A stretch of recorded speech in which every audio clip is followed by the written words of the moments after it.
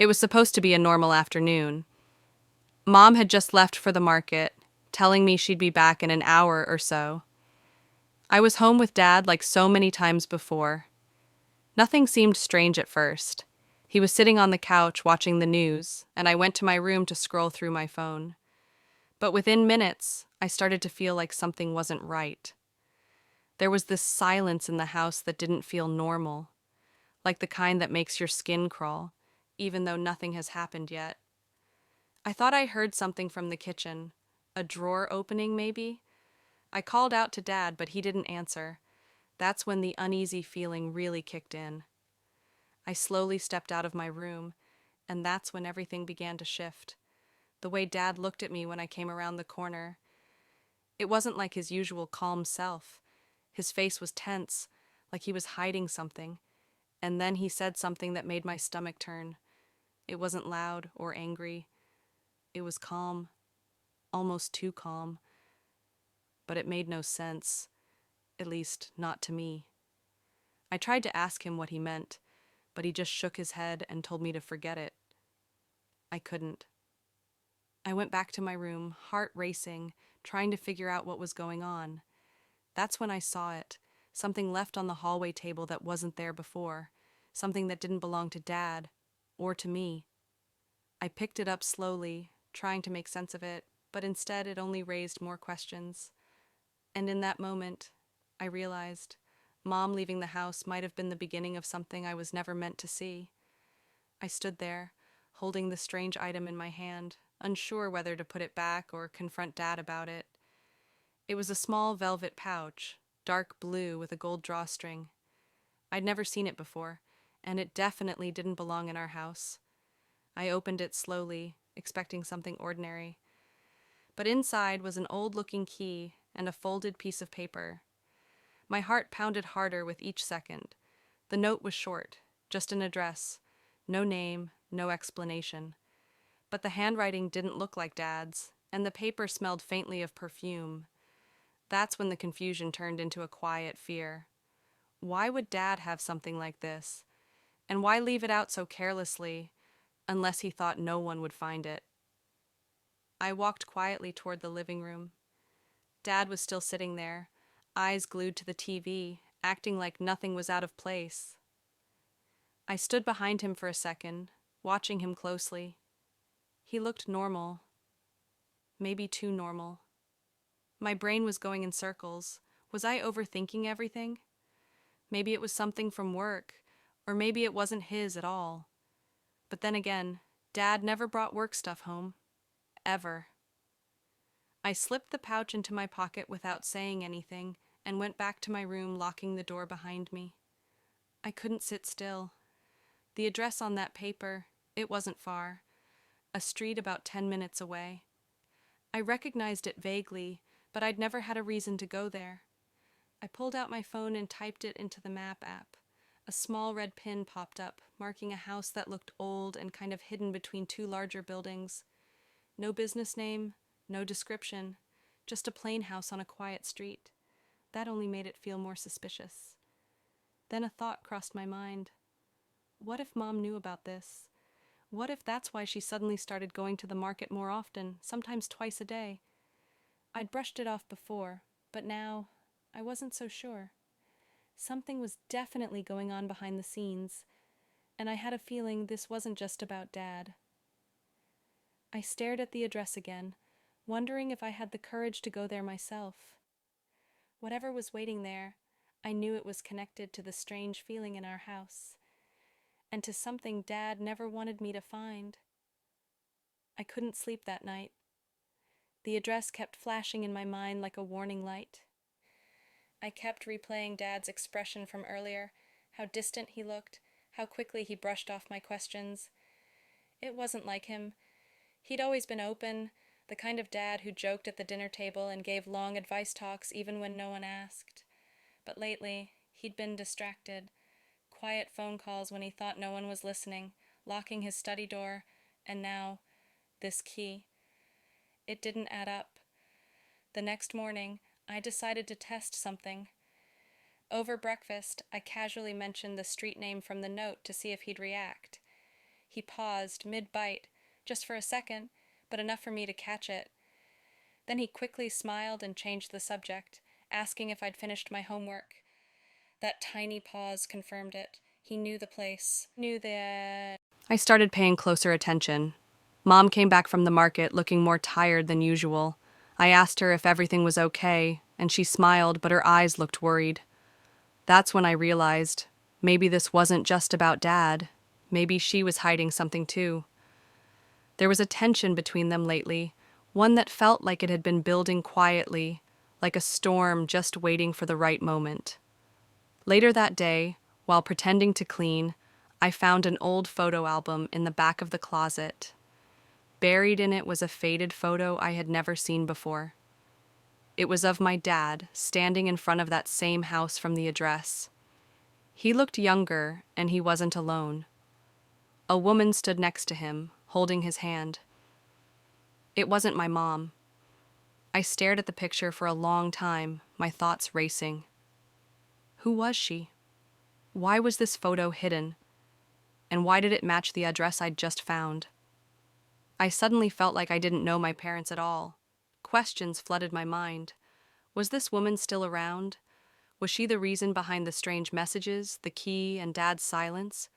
The more I thought about it, the more I felt like the truth was much bigger and more dangerous than I ever expected. I held the photo tightly in my hand, my fingers trembling. My heart felt heavy, not just from confusion, but from a creeping sense of betrayal. That house, the key, the strange note, it all pointed to something real, something hidden in plain sight. And now this woman. Who was she to my dad? And why had he kept this part of his life locked away for so long? That evening I couldn't sit still. I kept pacing in my room, staring at the key, the address, the photo, trying to piece together a puzzle I never even knew existed. Part of me wanted to confront Dad immediately, but a bigger part needed to know the truth first, with my own eyes. I had to go to that house. I waited until Mom and Dad had gone to bed. Around midnight, I slipped out quietly, walking down our quiet street under the dim glow of streetlights. I didn't tell anyone where I was going. My hands were cold, the key pressed into my palm like it was burning through my skin. I reached the address in less than 15 minutes.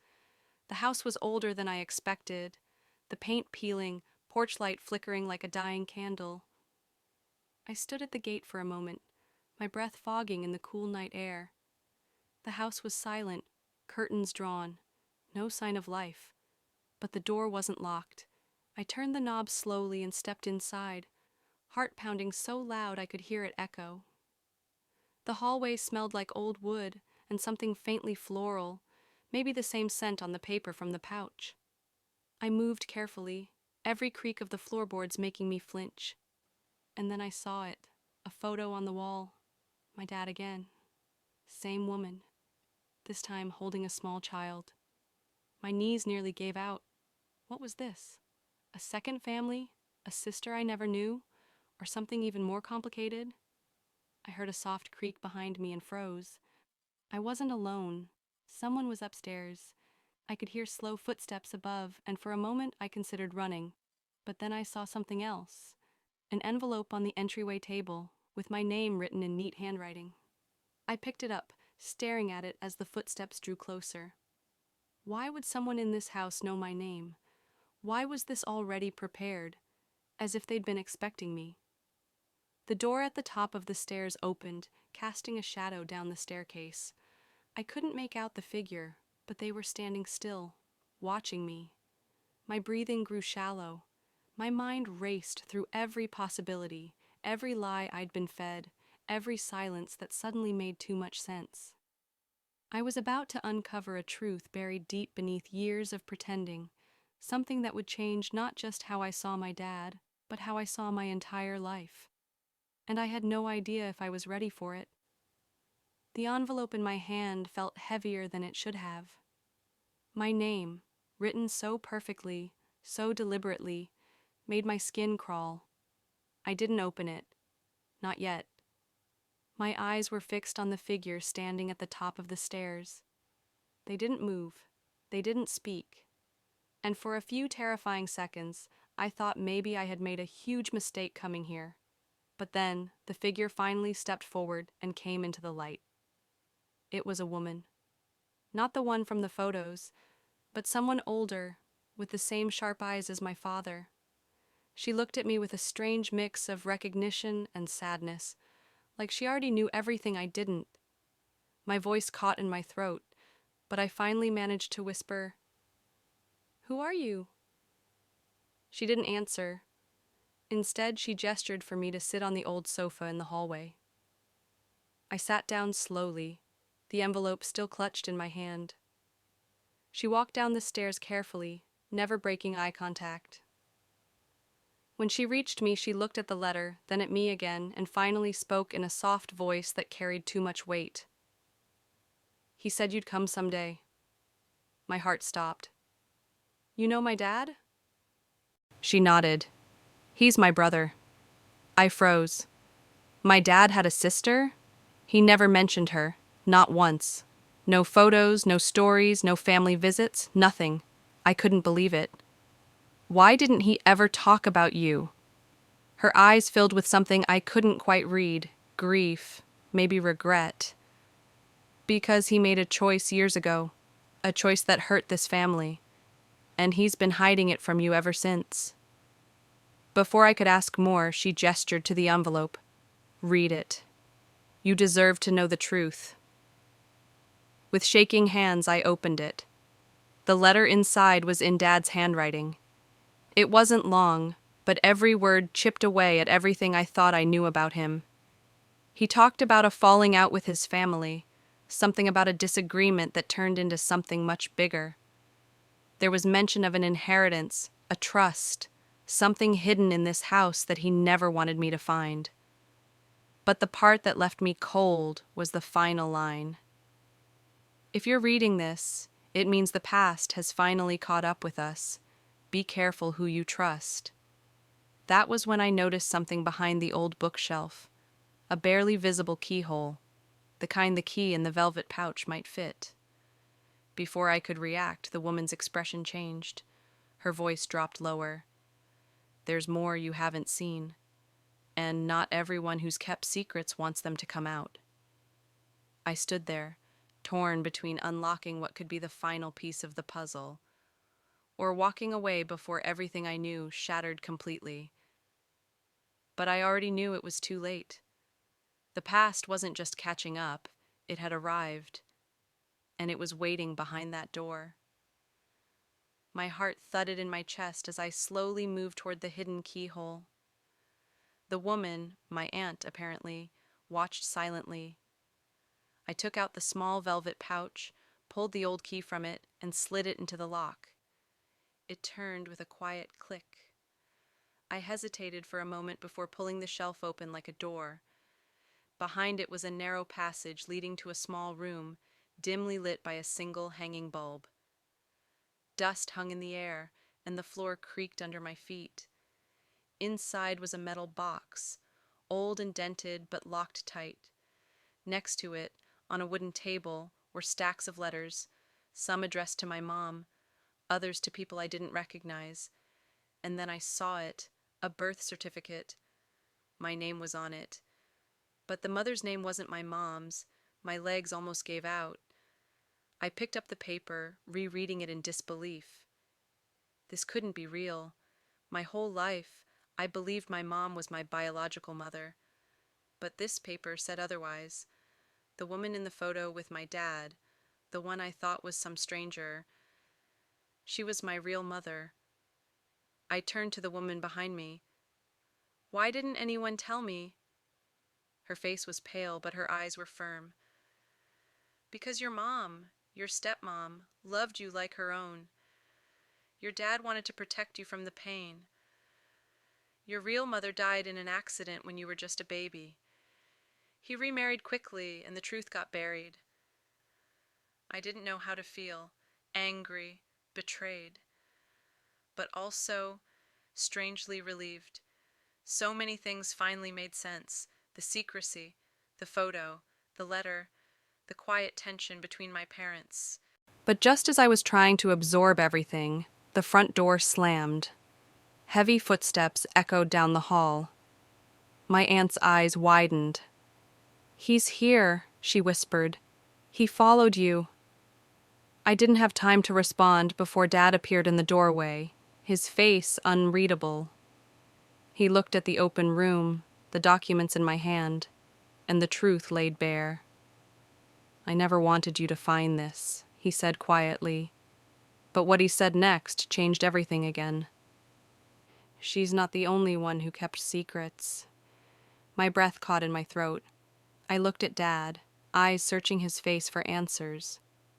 "What do you mean she's not the only one who kept secrets?" I asked, my voice barely more than a whisper. He stepped closer, slowly, and looked at the document still trembling in my hands. He sighed deeply, like he'd been holding something in for far too long. "When your mother, your real mother, died, it wasn't just an accident," he said quietly. "It was complicated. There was an investigation. People asked questions, and I didn't want that kind of shadow hanging over your childhood. I didn't want you growing up surrounded by doubt, by suspicion." My aunt shifted uncomfortably but didn't interrupt. I could see pain in both their eyes, a story that had lived unspoken for years. Dad continued. "There was no proof. But the truth is, your mother's death left behind so many loose ends. I buried them all, moved on, raised you with the help of someone who never had to love you, but chose to. That's the part I hope you never forget." The weight of everything hit me at once. My identity, the silence in our home, and the sacrifices made to keep life stable. I didn't know what hurt more, the secrets or the reasons behind them. But somehow, sitting there, I began to understand. Families aren't perfect. Sometimes they're built on love, sometimes on fear, and sometimes both. I looked at Dad and asked the only thing that mattered now. "Why didn't you ever just tell me?" He lowered his head. "Because I was afraid you'd stop seeing me as your father." I stepped forward, still shaken, but more sure of one thing than I had ever been. "You are my father. That never changed." We stood there in silence, surrounded by papers, memories, and truths long hidden. The house that once held secrets had finally let them go, and while everything wasn't okay, at least it was real now. As we walked out together, I looked back one last time, knowing that nothing would ever be the same again. But sometimes the truth, even when it hurts, is the only way forward.